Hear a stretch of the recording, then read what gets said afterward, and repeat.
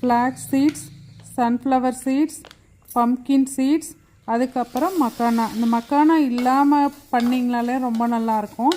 இது எல்லாத்தையுமே தனித்தனியாக பொறுமையாக ஒரு மீடியம் ஃப்ளேமில் வச்சு பொரிஞ்சு வர்ற அளவுக்கு வறுத்து இது எல்லாத்தையுமே ஒன்றா வச்சுக்கலாம்.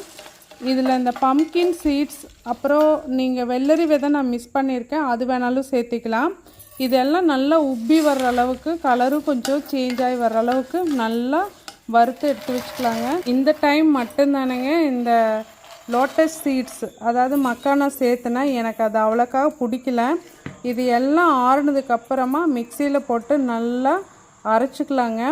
நான் அப்படியே சாப்பிடுவேங்கிற மாதிரி இது வெறுமனே சாப்பிட்டிங்கனாலே சூப்பராக இருக்கும். இது ஒரு கண்டெய்னரில் போட்டு நம்ம எந்த சாலடு செஞ்சாலும் அதுக்கு மேலே தூவி இதை எடுத்துக்கலாம். அனைவருக்கும் ஆரோக்கியமும் அமைதியும் நிறைந்த புத்தாண்டு நல்வாழ்த்துக்கள்.